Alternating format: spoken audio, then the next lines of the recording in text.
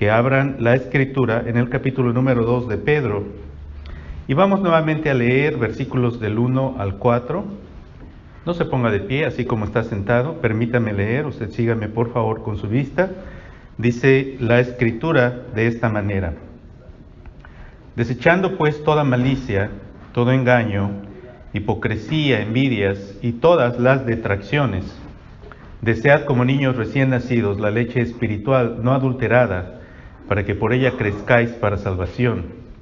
Si es que habéis gustado la benignidad del Señor, acercándoos a Él, piedra viva, desechada ciertamente por los hombres, mas para Dios escogida y preciosa.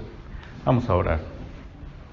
Señor, clamamos a ti en esta mañana pidiendo tu gracia, tu dirección, pidiéndote que hables a nuestros corazones, que tu Espíritu nos ilumine y nos dirija, Señor, y que abras los corazones de los que escuchan y que permitas que tu palabra encuentre cabida en corazones que están dispuestos a recibir, y de esta manera, Señor, los corazones sean animados a caminar en tu verdad. Bendice esta iglesia. Permite que esta iglesia sea una iglesia que refleja tu gloria, porque los creyentes verdaderamente se aman los unos a los otros. Oramos esto en el nombre de Jesús. Amén. Muy bien, ¿alguna vez se ha preguntado por qué es difícil encontrar una buena iglesia? ¿Cuál es la razón por la que muchas veces cuesta trabajo encontrar un lugar donde congregarnos, donde escuchar la palabra de Dios? Una de las lamentables acusaciones que muchas veces se dan contra la iglesia, y cuando usted invita a personas a la iglesia, que la gente dice es que en la iglesia hay mucha hipocresía. Y la gente señala la hipocresía en la gente de la iglesia. Miran a las personas en la iglesia, a veces teniendo conflictos, a veces envueltos en situaciones incorrectas en sus propias vidas. Y cuando miran y cuando invitas a las personas dicen: ¿para qué voy a ir a la iglesia? Si en la iglesia toda la gente actúa de manera hipócrita. Tristemente, esto resulta por una cantidad de conflictos que se dan entre las personas dentro de la iglesia. Muchas veces dentro de la iglesia existen conflictos entre personas que están luchando porque desean hacer las cosas de acuerdo a su propia forma, de acuerdo a lo que ellos desean, de acuerdo a lo que ellos quieren. Muchas veces hay en las personas, y si alguna vez se pregunta y dice, bueno, ¿por qué hay conflictos entre las personas? ¿Cuál es la razón por qué las personas entran en situaciones de conflicto? En el libro de Santiago, en el capítulo 4, versículos del 1 al 4, nos dice que los conflictos vienen de las pasiones dentro de nuestro corazón. Santiago pregunta y dice: ¿por qué hay conflictos? ¿Por qué hay divisiones entre ustedes? ¿No es acaso de las pasiones que hay dentro de ustedes? ¿No son los deseos de vuestro corazón que codician y no pueden tener, matan y arden de envidia y no pueden alcanzar? Así que muchas veces en la Escritura se nos señala que estos conflictos por los cuales muchas veces las iglesias caen en descrédito delante de sus comunidades es porque las personas dentro de su corazón tienen pasiones desordenadas que no controlan. Y como no controlan esas pasiones desordenadas, actúan de manera incorrecta y los creyentes terminan en conflicto. ¿Y cuántas iglesias terminan en situaciones de conflicto, de pleitos, de divisiones? Porque la gente actúa con actitudes egoístas, malintencionadas, o personas que son indiferentes. Venimos a la iglesia y pensamos que la iglesia no tiene nada que ver con nosotros.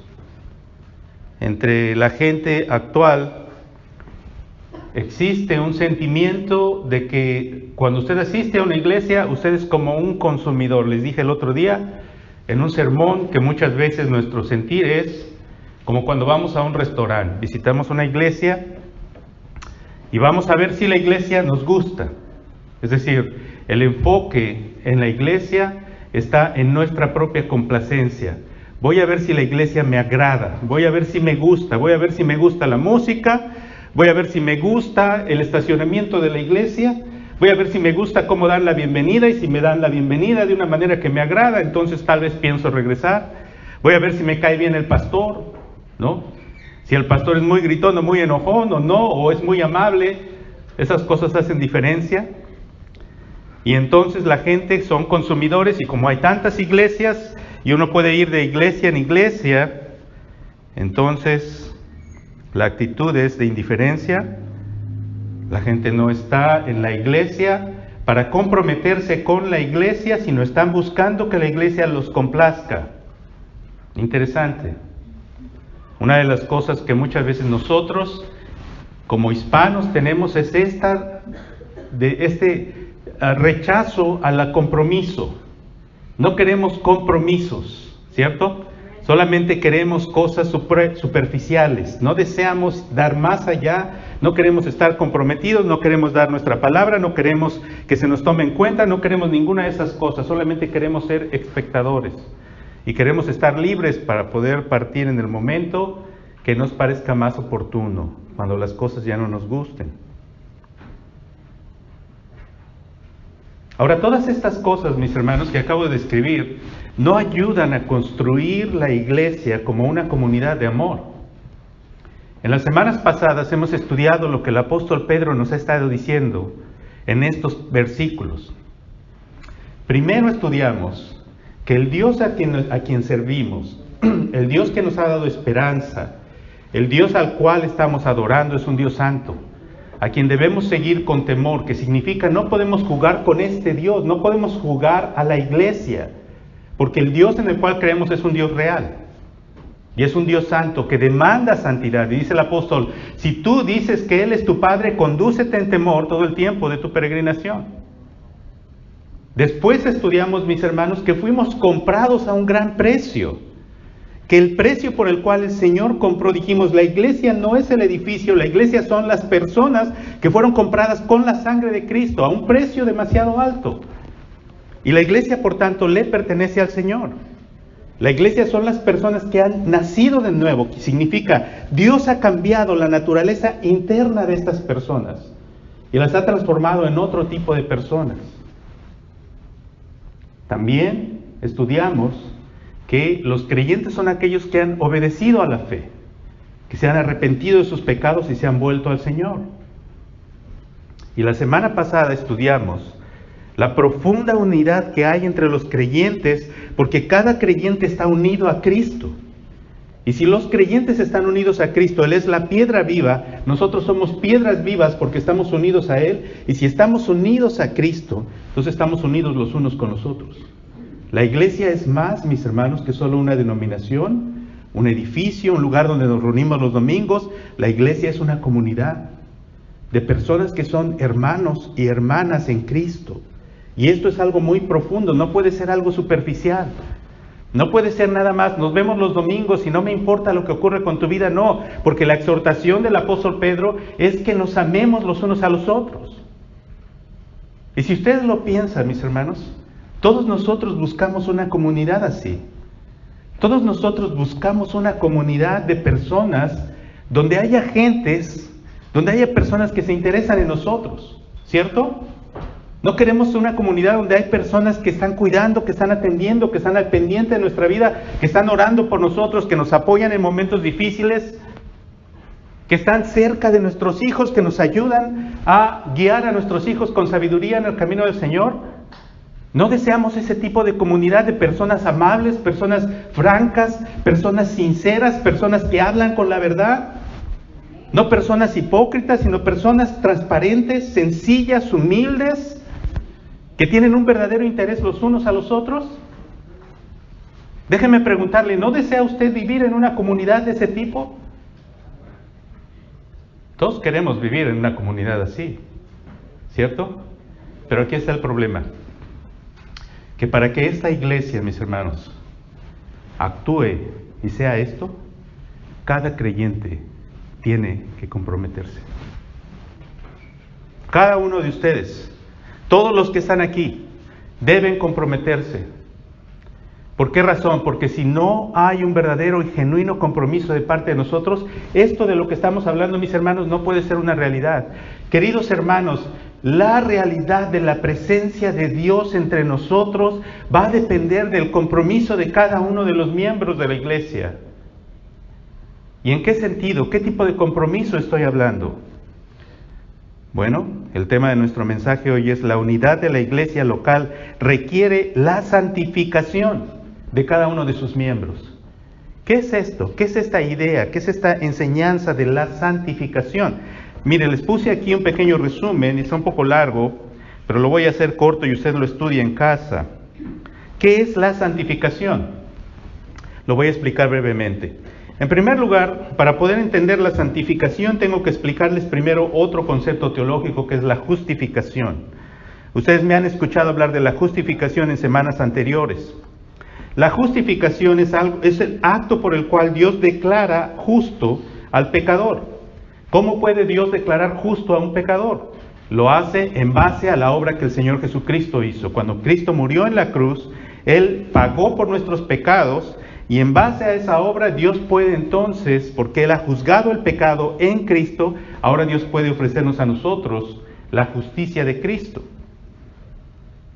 Hablamos la semana anterior del gran intercambio. El gran intercambio es que Cristo sufre el castigo que yo merezco y yo recibo los beneficios de su vida justa y perfecta. Por tanto, cuando yo confío en Cristo, Dios el Padre me declara justo. No dice que Dios nos hace justos, sino que Él nos declara justos. No porque nosotros lo somos, no somos justos, somos pecadores, pero por la obra de Cristo, porque hemos confiado única y exclusivamente en Cristo. Entonces esto no es algo que hago yo, es algo que Dios hace en el momento que yo pongo mi fe en Cristo y confío en Cristo. Y en la justificación, por lo tanto, somos libres de la culpa del pecado. El libro de Romanos dice en el capítulo 8, ahora pues no hay ninguna condenación para los que están en Cristo Jesús. Ahora, la justificación entonces es una obra de Dios, ¿cierto? Es algo que Él hace. Es una declaración que Dios hace hacia nosotros, que nos mira ahora, ya no nos mira como los pecadores que somos, sino mira la obra de Cristo en nosotros. Pero en la santificación es lo que viene después de la justificación, mis hermanos. Y mientras la justificación es algo que ocurre justo en el momento que yo creo en Cristo, la santificación es un proceso que se va a llevar a lo largo de toda mi vida. En la santificación el creyente está lidiando ahora con el pecado que aún permanece. Muy bien, Dios ya me declaró justo, pero aún en mí todavía el pecado existe. Entonces, en la santificación, ¿qué va a ocurrir? Tengo que empezar a enfrentar ese pecado que aún está en mí. Aunque ya ha sido justificado, el creyente sigue experimentando la realidad del pecado. Y sin embargo, mis hermanos, Dios ha cambiado los afectos en el corazón del creyente. Si una persona es un verdadero creyente, esa persona anhela vivir en santidad. Si una persona dice, oh, yo creí en Cristo, yo hice una oración para recibir a Cristo, pero en su corazón, en su vida, no existe el más mínimo deseo de vivir en obediencia delante de Dios, esa persona no es un creyente. Aunque haya hecho una oración, aunque confiese serlo. El verdadero creyente ha recibido la promesa del Espíritu en su corazón. Dios ha cambiado su corazón, ha sacado el corazón de piedra y puesto un corazón de carne. Por lo tanto, el verdadero creyente anhela vivir de manera distinta. Existe una lucha interior entre el deseo de hacer lo bueno y la realidad de que el pecado permanece. El verdadero creyente existe en este conflicto interno. ¿Cuál es este conflicto? El conflicto de que desea obedecer, ama a Dios, quiere vivir para Cristo, pero se da cuenta que el pecado todavía está presente.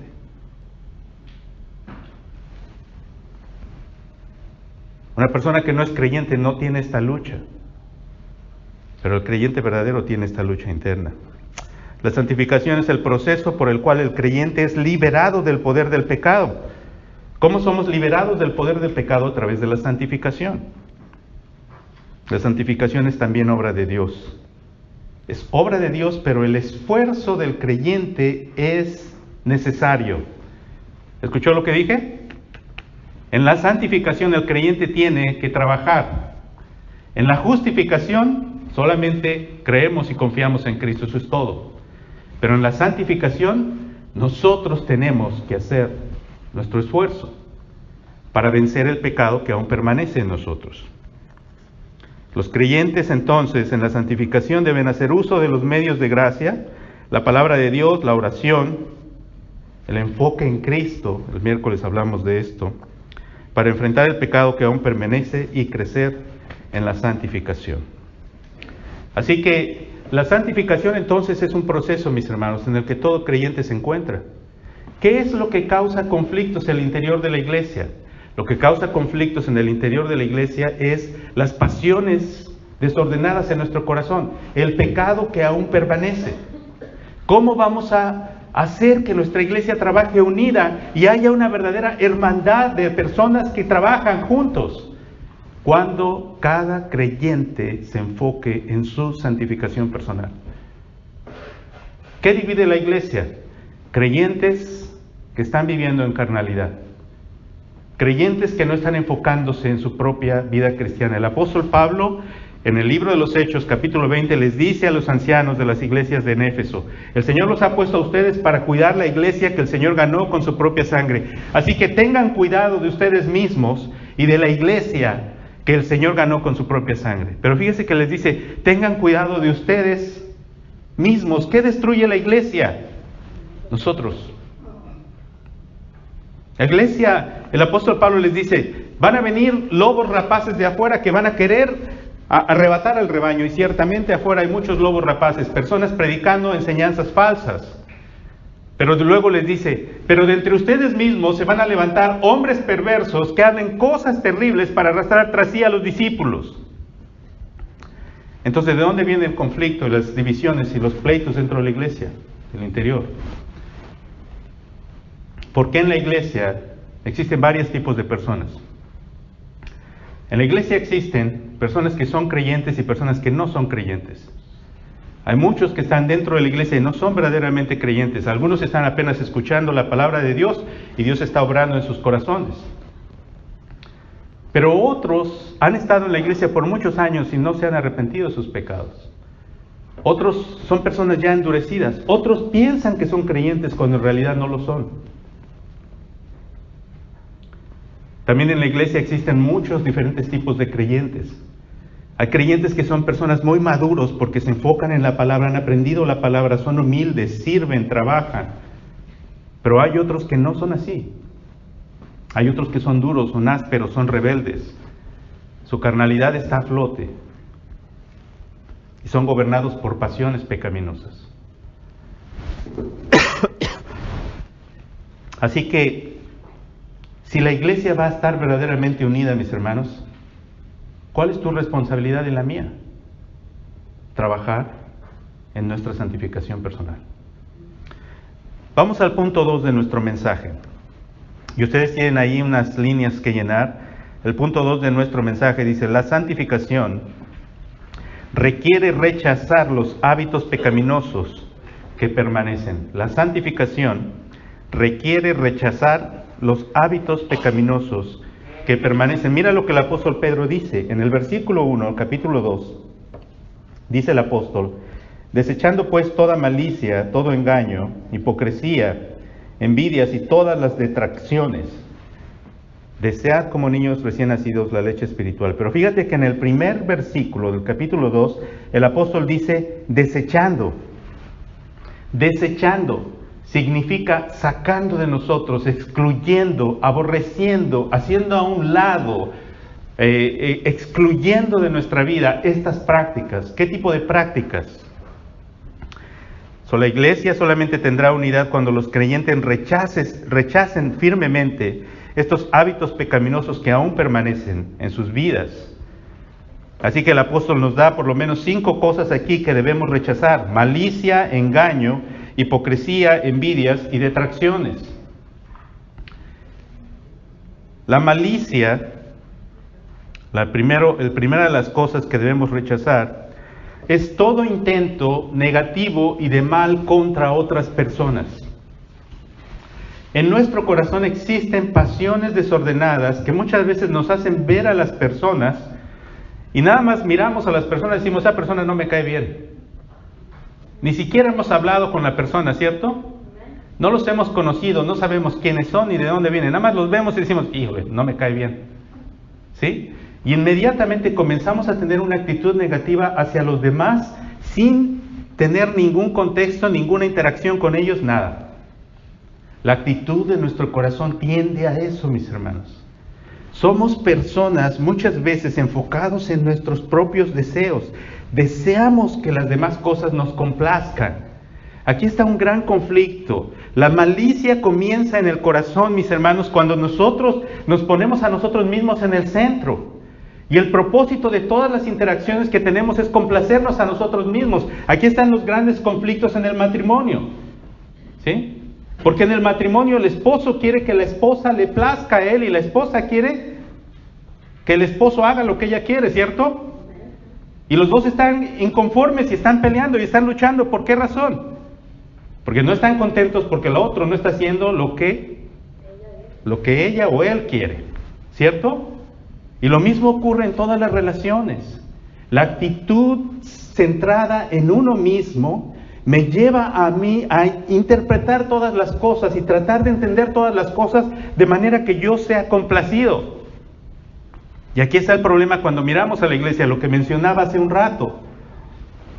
Miramos a la iglesia y decimos, ¿esta iglesia me place o no me place? ¿Me gusta o no me gusta? ¿Me conviene o no me conviene? En lugar de pensar de esa manera, deberíamos estar pensando, ¿cómo puedo servir? ¿Cómo puedo ser útil? ¿Cómo puedo comprometerme? ¿Cómo puedo ayudar? Si ves una necesidad en la iglesia, no estés, perdón hermanos, por ahí tenías agua.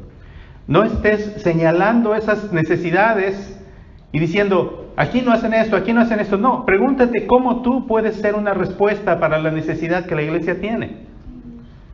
Desechando, dice el apóstol Pedro, la malicia. Desechando la malicia. No tengamos esta actitud unos con otros, mis hermanos, de estar mirando a los demás de una forma negativa. El hermano que no te cae bien, cuando una persona no nos cae bien, esa persona no puede hacer nada bueno, ¿cierto? Hijo, muchas gracias, mi hijo, muy amable. Cuando ya decidimos que alguien no es de nuestro agrado, esa persona no puede hacer nada bueno. No importa lo que haga, ¿cierto? Entra en la iglesia y decimos, ¿por qué no me saludó la hermana? ¿Por qué no me saludó el hermano? Se sienta allá en la esquina y decimos, ¿por qué se fue a sentar allá y no se sentó acá junto a mí? ¿Sí? Nuestro corazón está continuamente pensando de manera negativa sobre todas las cosas. Pedro dice, desecha la malicia. Deja de interpretar todo de manera pecaminosa. Deja de estar pensando de una forma incorrecta. Mira a tus hermanos en Cristo como lo son. Hermanos, todos somos imperfectos aquí. Ninguno de nosotros es perfecto. Yo quiero preguntarles, ¿quién de ustedes es perfecto? Y si usted lo es y puede levantar la mano, venga y párese aquí al frente entonces. Yo no puedo decirles hoy aquí, hermanos, yo soy perfecto.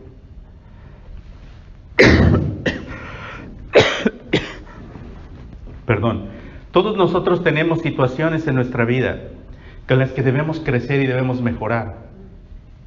Pero cuando estamos en la iglesia tenemos que entender que nuestra responsabilidad es amarnos. No podemos tener una actitud maliciosa y de pensamientos equivocados los unos hacia los otros. Segundo punto. Perdón, una cosa más sobre esto, y lo olvidé aquí. La malicia no solamente es el intento de hacer algo mal contra los demás, también es malicia, mis hermanos, la indiferencia.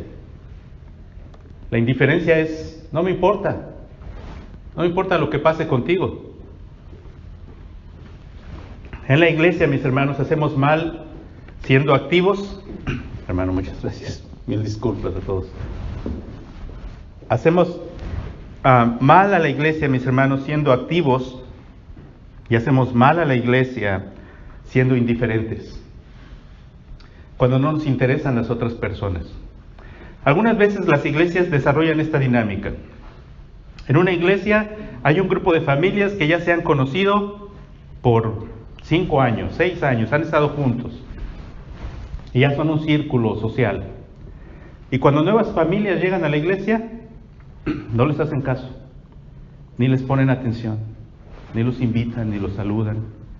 ¿Sí? ¿Por qué? Porque ellos ya tienen su círculo. Y luego se preguntan y dicen, ¿por qué nuestra iglesia no crece? ¿Cómo va a crecer tu iglesia si las personas vienen y visitan la iglesia y no tienes interés en ellos? No compartes con ellos, no los animas, no los visitas, no hay intención. A veces las iglesias, mis hermanos, están las actividades de la iglesia ya determinadas. Está la hermana que siempre enseña la escuela dominical y es la misma que ha enseñado la escuela dominical a los niños por los últimos 50 años. ¿Sí? Todos los niños de la iglesia han pasado por la clase de la hermana Chabelita, por ejemplo. ¿Sí? Y nadie puede quitar a la hermana Chabelita de su posición. ¿Sí? No podemos ser así. Cuando personas nuevas vienen a la iglesia, ¿qué tenemos que hacer? Debemos permitirles participar. Tenemos que servir. Tenemos que darles la oportunidad. Dice Pedro, desechemos la malicia, desechemos el engaño. ¿Qué es el engaño? El engaño es la manipulación de los demás, mis hermanos. La hipocresía. Aunque Pedro va a decir más adelante, va a hablar específicamente sobre la hipocresía. El engaño es esta actitud de mentira que tenemos hacia los demás cuando queremos sacar alguna ventaja en esas relaciones. Cuando deseamos obtener algo de los demás y mentimos, a veces adulamos a los demás, a veces somos demasiado complacientes con las personas solo por el propósito o el deseo de obtener algo.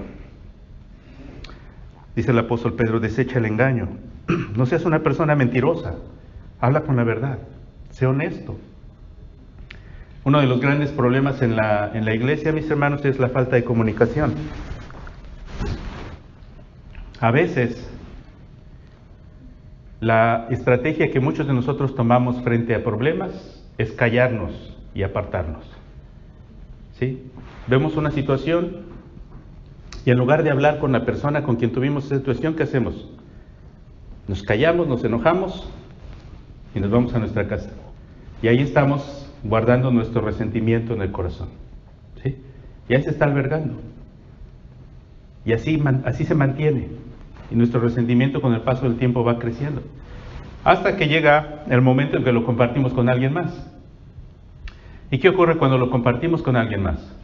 Cuando lo compartimos con alguien más empezamos a dividir el cuerpo de Cristo. Porque cuando yo le digo a alguien más el problema que tengo con tal hermano y voy y se lo digo a otro hermano, lo que estoy diciéndole a ese hermano es que él tome posición. ¿Estás con esa persona o estás conmigo? Y en ese momento, ¿qué estoy haciendo? Estoy dividiendo el cuerpo de Cristo. ¿No? Y déjenme preguntarles, ¿qué es el cuerpo de Cristo? Son los redimidos que el Señor compró con su propia sangre. Aquí estamos entrando en un terreno que es para nosotros tan fácil. ¿Sí? Es para nosotros tan fácil hacer un comentario, es para nosotros tan fácil, ¿sí?, decir algo que no debemos decir, expresar ideas. A veces hablamos de personas y a veces decimos, sí, pero lo que estoy diciendo es verdad. A veces exponemos los defectos de otros y aunque lo que estás diciendo sea la verdad, lo hacemos con la intención de arruinar la reputación de esa persona en frente de otros. No tenemos necesidad de hacer eso, ¿cierto? Yo no creo que a ninguno de nosotros nos gusta que nuestros pecados sean expuestos. ¿O sí?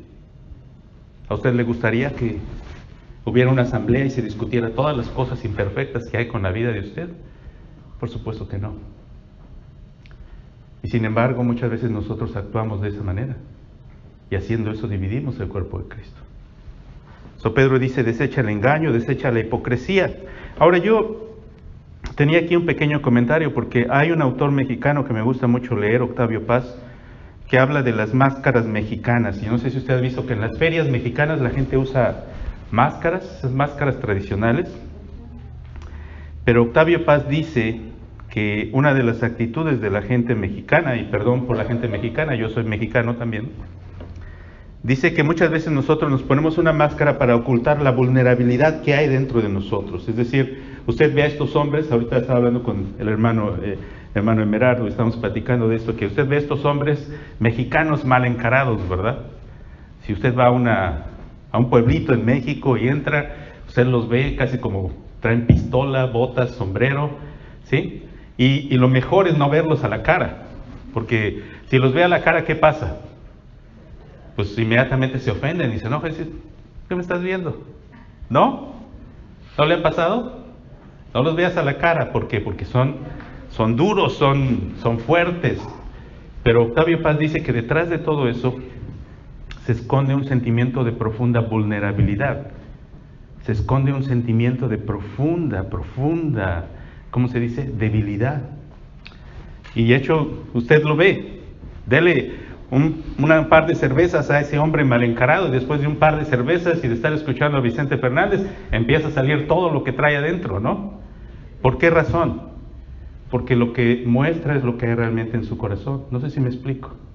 Ahora, ¿por qué pongo este ejemplo? Porque lo traemos a la iglesia y muchas veces nosotros en la iglesia actuamos igual. Es decir, la persona que hace esto está tratando de protegerse. Probablemente son personas que han sufrido, que han pasado cosas difíciles en la vida, que han sufrido la traición de personas, el abandono de los familiares, la traición de amigos cercanos, etcétera, etcétera, y eso nos deja dolidos y nos deja con el sentimiento de desconfianza, de no puedo confiar en ti porque no sé si me muestro vulnerable, no sé si vas a usar eso en mi contra y me vas a atacar, vas a hacer algo contra mí, vas a arruinar mi reputación, vas a dañarme, vas a hacer algo. Y entonces preferimos ser herméticos, cerrados, no decimos a nadie nada y mostramos una cara que no es la real. En la iglesia muchas veces se traduce así: el buen cristiano, ¿sí?, siempre actúa bien. El buen cristiano siempre hace todo bien.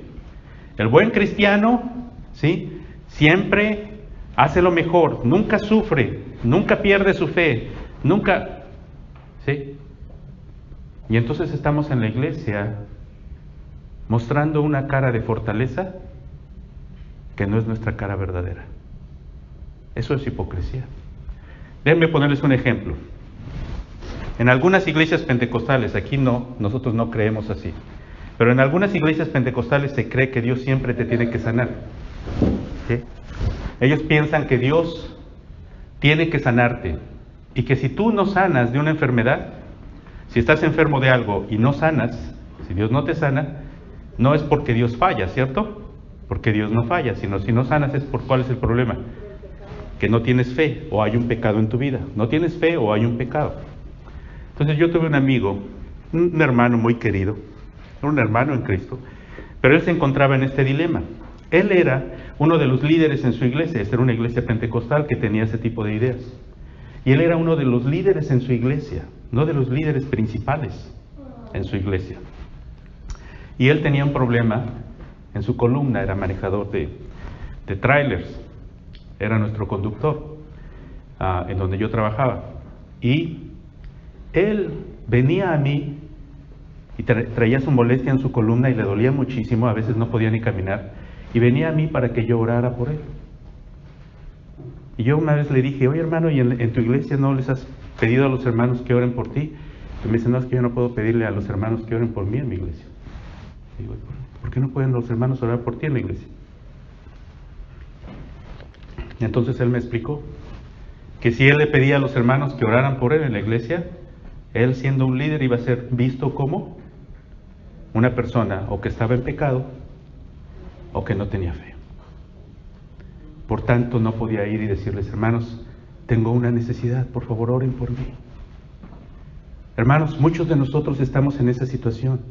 Pensamos y decimos, hermanos, ¿cómo voy a decirle a los hermanos que oren por mí cuando estoy teniendo problemas en mi matrimonio? Si yo soy uno de los líderes en la iglesia y yo soy el que supuestamente tiene que mostrarles a los demás cómo vivir la vida matrimonial. ¿No? ¿Cómo voy a decirles a los hermanos que estoy teniendo debilidades con este tipo de pecado, con esta situación, con esta cosa? ¿Cómo voy a mostrarles que soy frágil, que no soy tan fuerte como he estado mostrando en estos meses o en estos años? Y haciendo eso, no recibimos la bendición de ser apoyados por nuestros hermanos en la iglesia. Dice el apóstol Pedro, desecha la hipocresía. Hermanos, nuestra iglesia tiene que ser una iglesia donde nosotros estemos con el confort de saber que podemos ser quienes somos. No estoy diciendo, fíjense bien lo que estoy diciendo, no estoy diciendo que seamos, ¿cómo se dice? Personas que permitamos el pecado. No estoy diciendo eso, ¿sí? Pero debemos aceptar el hecho de que somos débiles y de que necesitamos la ayuda los unos de los otros. Y que hay momentos en que en nuestra debilidad tenemos que pedirle a los demás que vengan y oren por mí. Yo no puedo decirles, hermanos, yo soy el pastor, yo nunca soy débil. No, hermanos. Yo necesito que oren por mí. Yo no sé cuántos de ustedes están orando por mí, pero yo necesito de sus oraciones. Continuamente necesito, hermanos, que estén en oración. Y cada uno de nosotros necesitamos que unos por otros estemos orando. Así que Pedro habla de desechemos la hipocresía, desechemos esta actitud de la desconfianza entre los unos y los otros. El temor de que si yo me muestro a los demás, no sé qué van a decir de mí. Pues, lo que ya todos sabemos. ¿Qué es lo que ya todos sabemos? Que todos seguimos siendo pecadores y estamos creciendo en la gracia de Dios a través de la santificación que el Señor está haciendo en nuestra vida. ¿Sí? Esto ya lo sabemos. Yo lo sé de ustedes y ustedes lo saben de mí. Ahora, ¿qué va usted a descubrir? ¿Que soy un pecador? Bueno, tengo las noticias. Esa es una noticia ya muy vieja. ¿Sí? También dice Pedro, desechen las envidias. Las envidias. Aquel hermano. ¿Por qué le dieron el lugar a aquel hermano y no a mí? ¿Sí? Mira, aquellos hermanos ya se compraron una casa y es más bonita que la nuestra. ¿No? O el hermano que trae carro, o la ropa que trae, o las cosas. Hermanos, ¿de qué nos sirve todas estas envidias?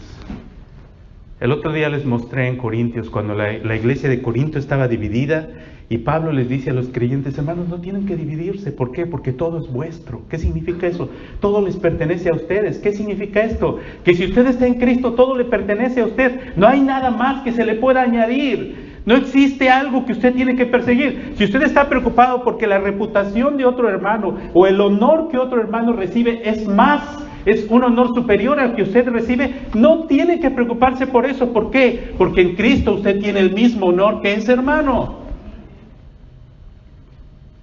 Entonces no tengo que estar contendiendo con los demás porque son mejores que yo o inferiores que yo. Eso no importa. En Cristo estamos completos.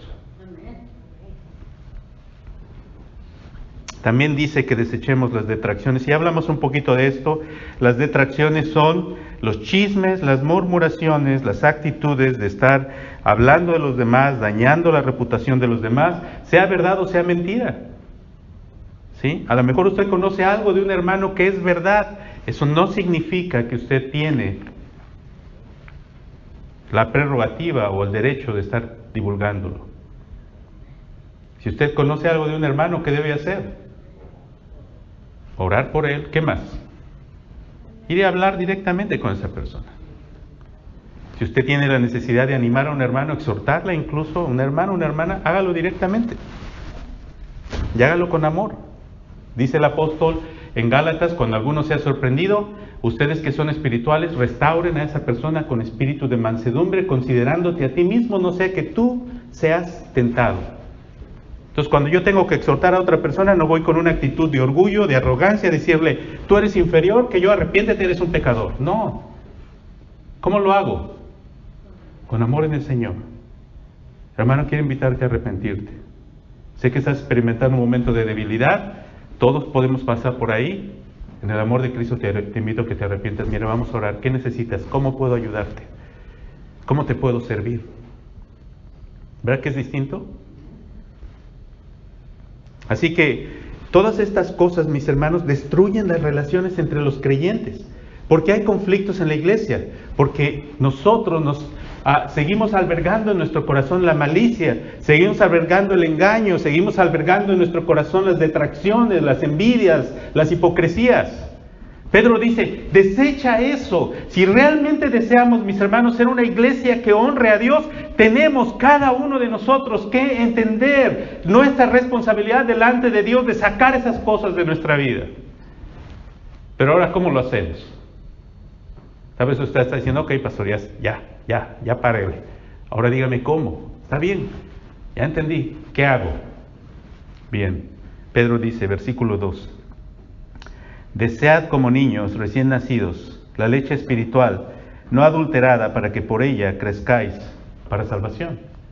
Solo que Pedro está hablando aquí, y esto es lo que la santificación es, mis hermanos, es una sustitución de hábitos. Tengo que cambiar una cosa por otra. Entonces, por ejemplo, el apóstol Pablo en Efesios 4 lo dice de esta manera. Él dice, hermanos, despójense del viejo hombre, ¿sí? Renuévense en su mente y vístanse del nuevo hombre creado según Dios. Entonces tengo que despojarme primero del viejo hombre. Son estas cosas que tenemos que desechar. Es lo que Pedro está diciendo. Desecha esto. Pero en segundo lugar, el apóstol dice, vestíos. Renovaos en vuestra mente. Pedro dice, desead como niños recién nacidos la leche espiritual. Ahora, cuando él habla de la leche espiritual, ¿de qué está hablando el apóstol? Es decir, en lugar de que en mi mente haya pensamientos de malicia, de engaño, de hipocresía, dice, desea en tu corazón, ¿qué cosa? La leche espiritual. ¿Qué es la leche espiritual? La leche espiritual es la palabra de Dios. ¿Cómo sabemos qué es la palabra de Dios? Porque ha estado hablando en el contexto, en el versículo 23 del capítulo 1, unos versículos atrás, dice, siendo renacidos no de simiente corruptible, sino de incorruptible por la palabra de Dios, que vive y permanece para siempre, porque toda carne es como hierba y toda la gloria del hombre como flor de la hierba se seca y la flor se cae, mas la palabra del Señor permanece para siempre. Esto es lo que debemos desear. En nuestro corazón debemos desear la palabra de Dios continuamente e incesantemente. En lugar de tener estos pensamientos incorrectos debemos sacarlos de nuestra vida y debemos poner en nuestro corazón un deseo profundo de conocer la palabra de Dios. Y mira la ilustración, como niños desean la leche espiritual. Dice, como niños desean la leche. ¿Qué es lo que un bebé hace cuando tiene hambre? ¿Sí? Cuando un bebé tiene hambre, déjame preguntarle, ¿el bebé es paciente? No, llora. Déjame preguntarles, ¿alguna vez ha conocido un bebé que sea paciente? Que le diga, a ver, espérate, mijito, ahorita déjame, me hace falta, tengo que ir a Walmart a traer la leche para darte. ¿Qué hace el bebé? El bebé comienza a llorar, no conoce la paciencia, quiere que su necesidad sea satisfecha en ese momento. Hermanos, así tiene que ser nosotros con la palabra de Dios. Necesitamos tener esta hambre en nuestro corazón por la palabra de Dios, que nuestro deseo de aprender y de conocer la palabra de Dios sea impaciente. No tenemos paciencia, no hay paciencia, queremos aprender, queremos conocer, deseamos profundamente la palabra de Dios. Así que como niños recién nacidos, el verdadero creyente que ha nacido en su corazón, que Dios le ha hecho nacer de nuevo, tiene en su corazón hambre de la palabra de Dios. Si tú te preguntas aquí, si tú eres un verdadero creyente, la pregunta es, ¿tienes hambre de conocer de Dios? Esa es una buena pregunta. Porque si en tu corazón no existe hambre, si eres indiferente a la palabra de Dios y no quieres aprender, entonces eso te dice algo de tu estado espiritual. Porque el verdadero creyente desea y anhela conocer la palabra de Dios. La leche espiritual, dice el apóstol Pedro, no adulterada. Leche espiritual no adulterada. Fíjese cómo dice no adulterada. ¿La leche adulterada qué es? Es la leche que no es pura, ¿cierto? Así que en México nos vendían la leche de la Conasupo, no sé cuántos se acuerdan. ¿Sí? Ahora, si comparas la leche de la Conasupo con leche real, ¿cuál era la diferencia? La leche real era espesa, ¿verdad? Si la hierves podrías sacar la natilla y hacer esos dulces deliciosos de natillas de leche. Pero la leche de la Conasupo no tenía el mismo tipo de contenido, ¿cierto? Era una leche líquida, más aguada, ¿cierto? ¿Por qué? ¿Por qué estaba más aguada? Pues porque era leche adulterada, leche a la que le ponían agua además para que se pudiera consumir. Pedro dice que nosotros no deseemos la leche adulterada, sino la leche espiritual no adulterada. Queridos hermanos, la enseñanza de la palabra de Dios, que no es una enseñanza clara o que es una enseñanza incorrecta, no produce fruto de crecimiento espiritual en la vida de los creyentes. Déjeme decírselo otra vez. Si usted está escuchando falsa enseñanza, usted no va a crecer espiritualmente. Si usted prende su televisión y está viendo TVN, o ¿cómo se llama el canal en español? ETN, no me acuerdo cómo se llama, el canal en español, y está viendo a Cash Luna, o está viendo a Guillermo Maldonado, o está viendo a, no sé quién, Dante Gebel, o cualquiera de estos hombres. Si usted está viendo esta enseñanza falsa, usted no va a crecer espiritualmente. ¿Por qué razón? Porque esta es leche adulterada, contaminada con conceptos humanos, con ideas humanas. Si es cierto, hablan la palabra de Dios, citan la Biblia, dicen tal versículo dice tal cosa, pero no es la correcta interpretación de la Escritura. Pedro dice, solo la enseñanza adecuada de la palabra de Dios va a producir verdadero crecimiento en la vida del creyente. Un detalle más, dice, para que por ella crezcáis para salvación. Hermanos, no podemos crecer en nuestra vida cristiana sin conocer la palabra de Dios. Mire, una de las atracciones que tiene el pentecostalismo es esta. En el pentecostalismo usted no necesita estudiar para ser una persona espiritual. Según la doctrina del pentecostalismo, ellos glorifican las experiencias de las personas. Y si una persona tiene una experiencia, Dios se le puede aparecer, tener una visión, ¿sí? Un ángel le puede hablar a alguien. Y si una persona tiene una experiencia religiosa, esa persona de repente se convierte en un gigante espiritual. Yo mencioné a un hombre a quien considero un falso maestro, que se llama Cash Luna, que dijo que él no necesitó ir a un instituto bíblico para aprender la Biblia. Todo lo que hizo fue, puso su Biblia en un sillón, se puso de rodillas sobre su Biblia, estuvo 4 días en oración, y eso fue suficiente. Pero usted se da cuenta que el apóstol Pedro aquí nos dice, la leche espiritual no adulterada, para que por ella crezcáis. Pedro está muy claro en un principio. Sin la palabra de Dios, sin conocimiento de la palabra de Dios, no hay crecimiento. Pero muchas veces dicen los hermanos, o la gente pentecostal dice, sí, pero es que el conocimiento te lleva a ser arrogante, te lleva a ser orgulloso. Hay muchas personas que conocen mucho de la Biblia y ¿qué hacen? Se sienten superiores a los demás. Sienten que son mejores que otros porque tienen conocimiento. Es verdad, eso puede ocurrir. Una persona puede tener mucho conocimiento y ser muy orgulloso. Y a lo mejor ni siquiera ser creyentes. ¿Sí? Y sin embargo, el apóstol Pedro nos sigue diciendo, si no conoces la palabra de Dios, no puedes crecer espiritualmente. Cierto, hay personas que son arrogantes con su conocimiento. Dios no te llama a ser arrogante con el conocimiento de Él. El verdadero conocimiento de Dios tiene que guiarnos ¿a dónde?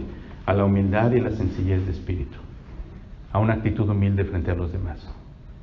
Y si tú crees que conoces algo y eso sientes que eso te hace superior a los demás, aún no has conocido nada como debes conocerlo. Tal vez tienes que regresar y volver a aprender lo que aprendiste, para darte cuenta que cualquier conocimiento en la palabra de Dios tiene que llevarnos a la humildad. El conocer la palabra de Dios tiene que llevarme a crecer. ¿Hacia dónde quiero crecer? ¿Hacia dónde voy? ¿Cuál es la meta? ¿Cuál es la dirección? Una vez más se los voy a decir, se los he dicho varias veces, una vez más lo repito. ¿Quién es nuestra meta? Nuestra meta es Cristo. Quiero ser como Cristo. La pregunta hoy, para que midas tu crecimiento espiritual, la pregunta es, ¿qué tanto te pareces a Cristo?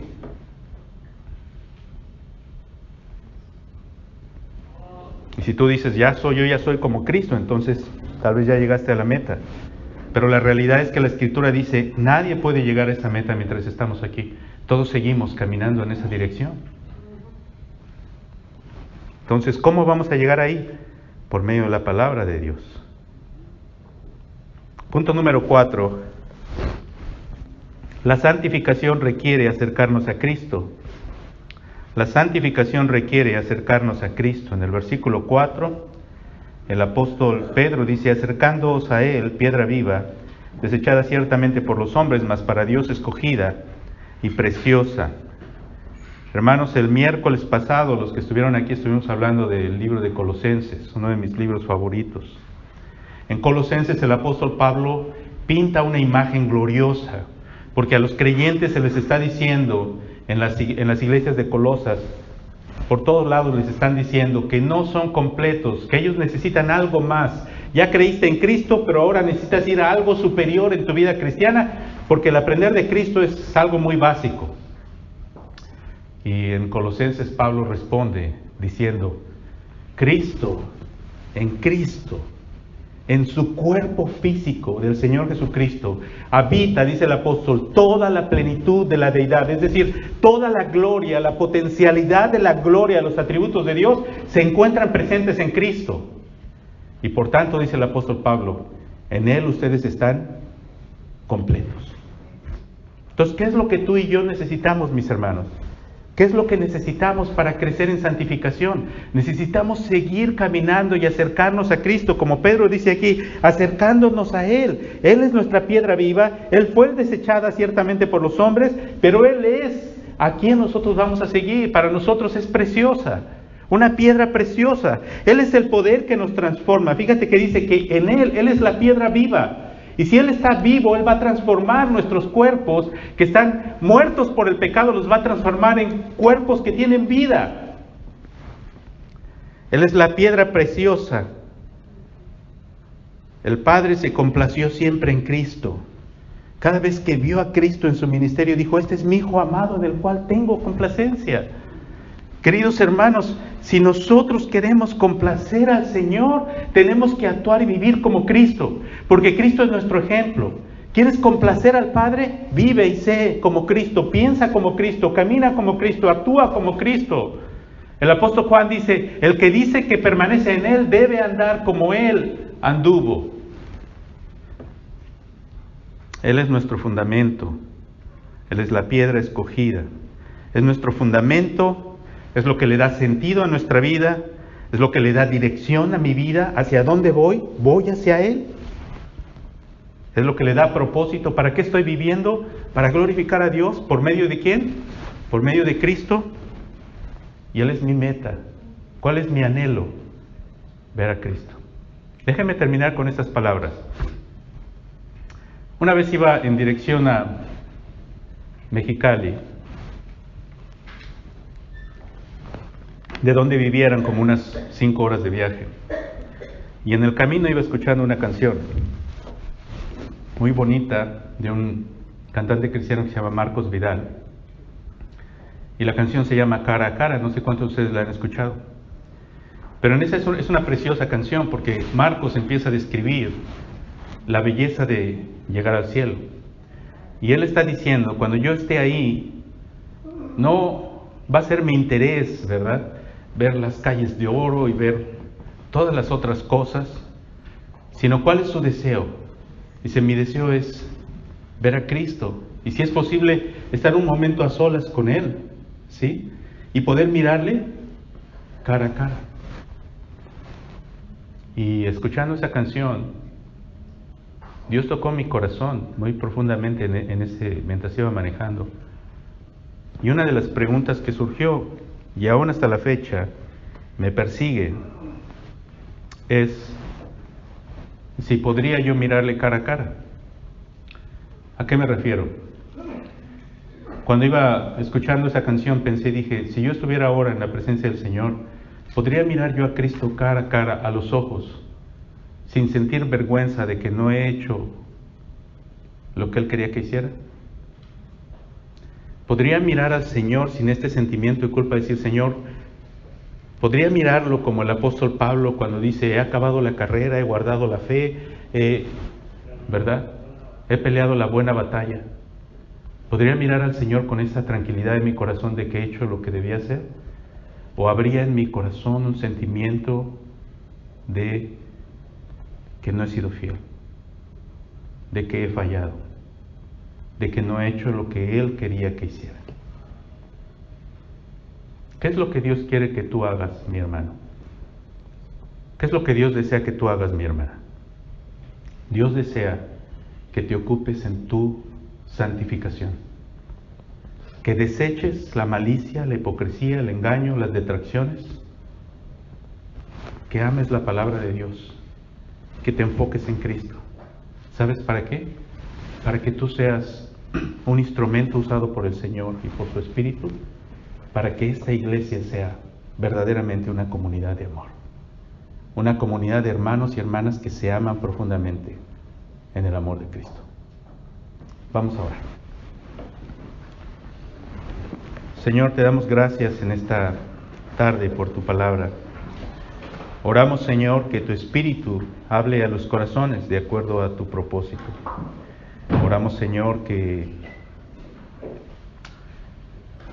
muevas nuestros corazones para que seamos, Señor, personas que vivamos en una actitud de profundo servicio y amor los unos por los otros. Mira, Señor, que muchas veces muchos de nosotros batallamos aún con muchos hábitos pecaminosos en nuestra vida. Hay muchas dificultades, hay muchas cosas que aún estamos enfrentando. Pero permite que así como el apóstol Pedro nos enseña que debemos desechar lo malo, debemos desear la palabra y debemos acercarnos a Cristo. Permite, Señor, que a través de esto nuestras vidas sean cambiadas, que seamos transformados en la imagen tuya, más parecidos a Cristo cada día.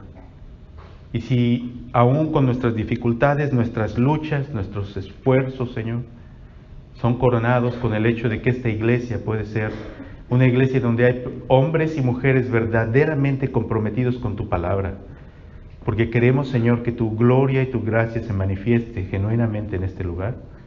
Yo te pido, Señor, que sea así.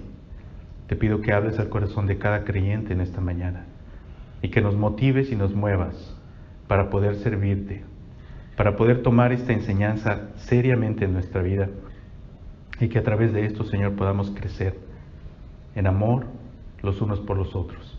Gracias, Padre. Te pido por último que bendigas a mis hermanos en el transcurso de la semana, a medida que van a sus trabajos, a sus diferentes actividades. Que ellos, Señor, puedan manifestar el amor de Cristo a las personas que están alrededor. Que ellos puedan manifestar tu gracia, Señor, y tu amor a todos aquellos que no te han conocido. Y que muchas personas vengan al conocimiento de tu gracia por medio del testimonio de nuestros hermanos. Gracias, Señor. Ponemos todo en tus manos. Hay quizá algunos de mis hermanos pasando dificultades. Oramos por sus vidas, oramos por cada uno. Que a ti sea toda gloria. Te lo pedimos en el nombre de Jesús. Amén.